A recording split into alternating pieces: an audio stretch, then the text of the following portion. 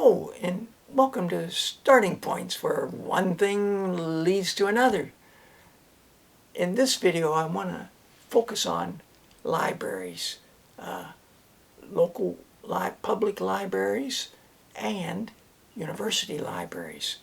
So I'll start with local library. My wife and I and our family feel we're very fortunate to live where there are many branch libraries in Victoria, so that you don't have far to go to get to your nearest branch library.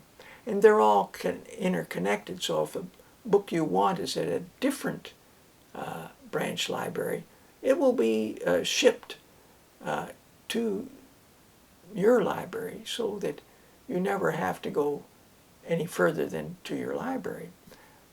It's an amazing service, and they're updating it all the time, and of course technology has made things happen for that you can get a book to read on your computer or a tablet, and it arrives by magic and it leaves by magic. So these are two books that I got from my branch library. It's about a 35-minute walk to it, and the people there are very, very friendly. Over the years, they know our children. It's just a wonderful branch library, as are all of them. I understand. This is called A Small Place by Jamaica Kincaid. And I got this, and it's due back in 2 days, so I'm going to send it back. I got it. I'd read it some time ago. One of my former students told me about it. And it talks about the British West Indies and European colonization and tourism. And so I wanted to share it because I want to do a little more talk of all kinds of novels, books about Allens. So I'll return it and maybe check it out another time. This book, after talking about Paul Kane, I said, you know, maybe my library branch has got some books that would show paintings and all. Well, it has this. This is a complete catalog of all his paintings, and it's set up, Paul Kane, artist, wilderness to studio. So it has this sketchbook picture. Here they are setting up, probably can't see that very clearly, but setting up to when the salmon run, when the salmon come out of back from the ocean and up the rivers to spawn, and it shows the fishermen, some with spears, some with sort of nets to maybe catch them. Shows the amazing salmon jumping, propelling themselves up over these rapids, and so I enjoyed knowing that this had been collated like that, and it didn't overwhelm me as much as I thought it might.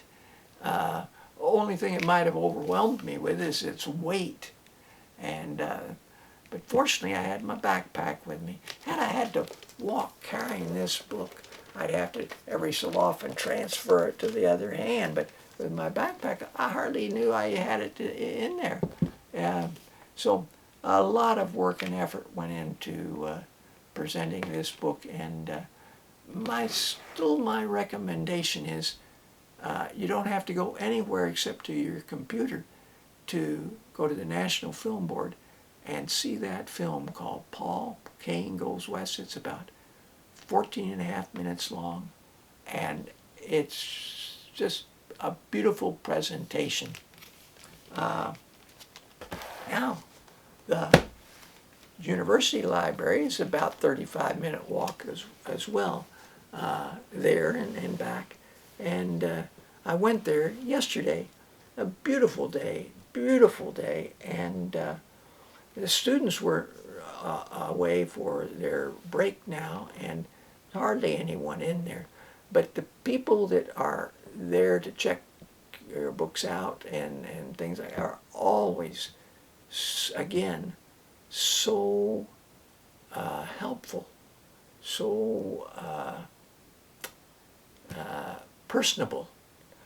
Now, I went to get 4 books, 5 books. This was the first one I wanted to get. This, you can't tell from the cover there, but it's called Coconut Island. Again, for that island theme, I wanted to have this book to show to people, but I thought, hey, I'll show it today.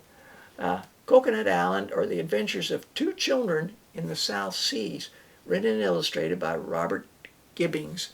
And I had my Robert Gibbings period where I was reading all his books where he's gone down various rivers like the Thames or like the Seine,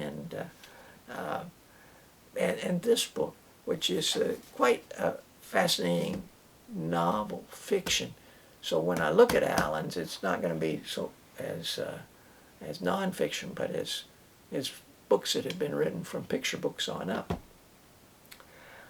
I went there to look at their copy of Out of the Ark, an anthology of animal verse by Gwendolyn Reed, R-E-E-D. Now, I have another book of her collected, where she's collected poems, but what I like about this one is it's animal verse, and I really like animal verse. And so my copy had once been part of the Victoria High School library, and then it got deleted. And deleted. Now, why they got rid of it, I don't know. The book's like, and maybe no one ever checked it out. I don't know.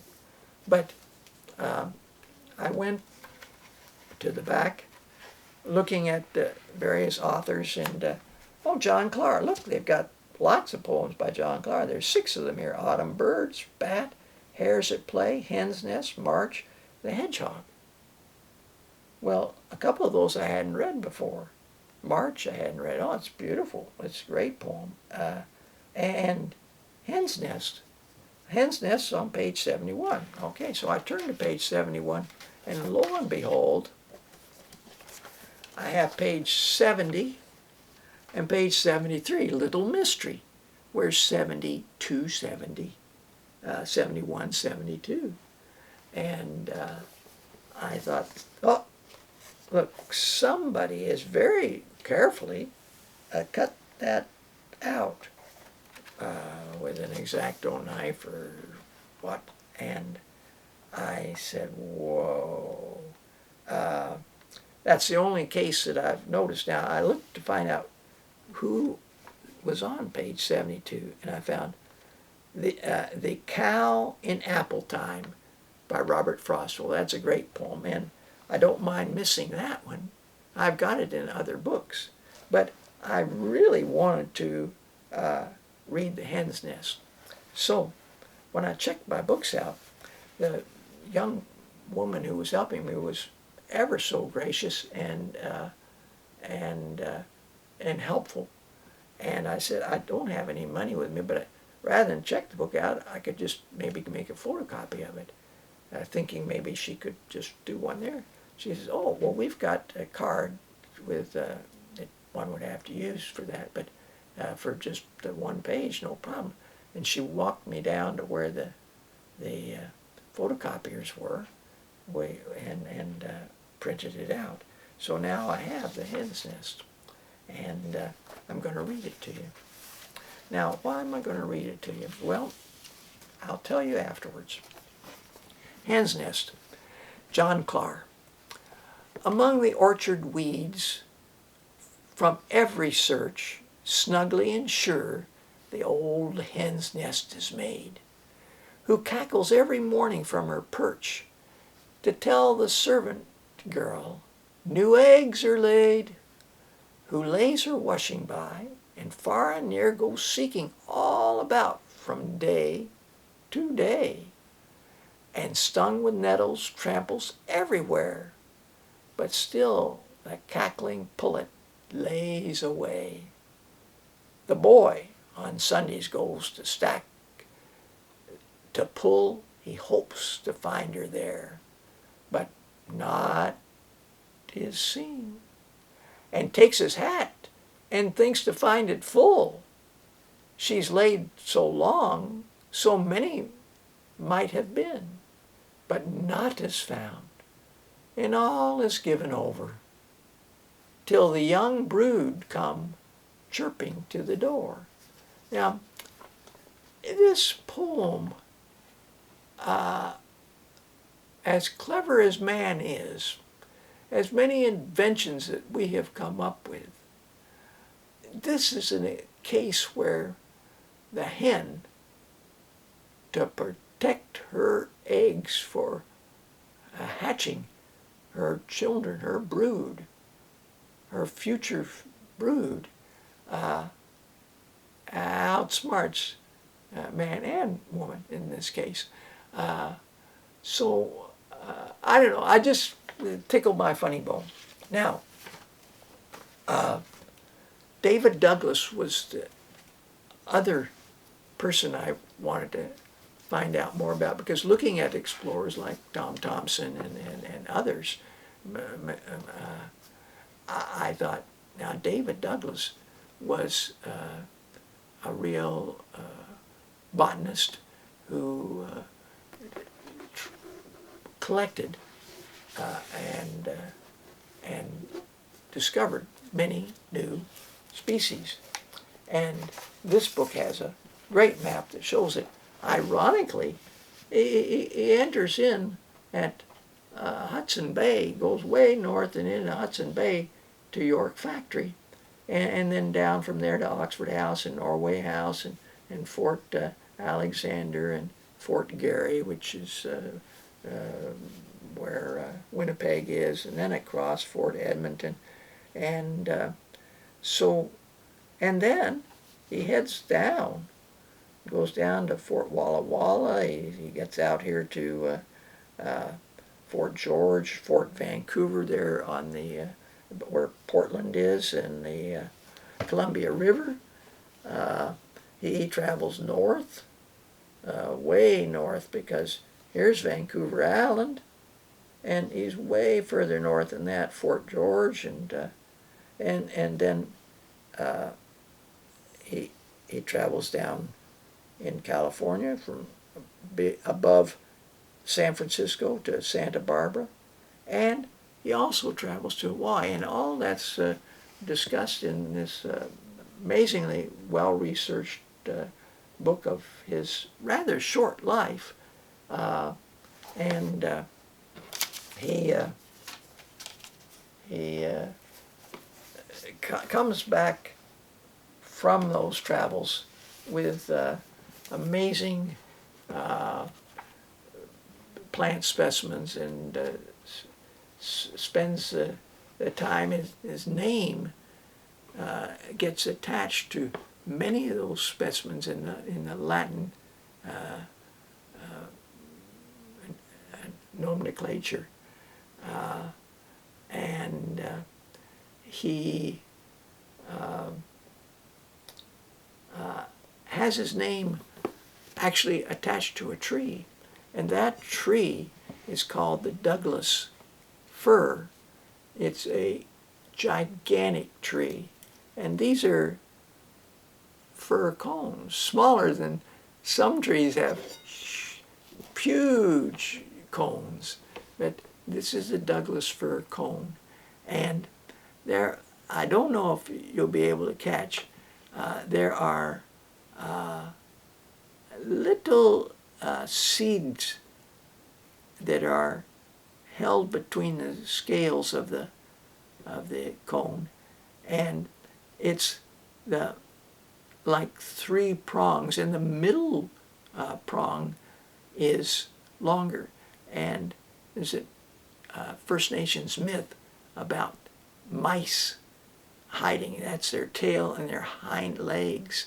And so it's very easy to identify Douglas fir cone because of that little legend. And then you can identify, well, that's a Douglas fir tree. So these two books were done by the same people, Anne Lindsay and Sid House, and Anne Lindsay and Sid House, and I thought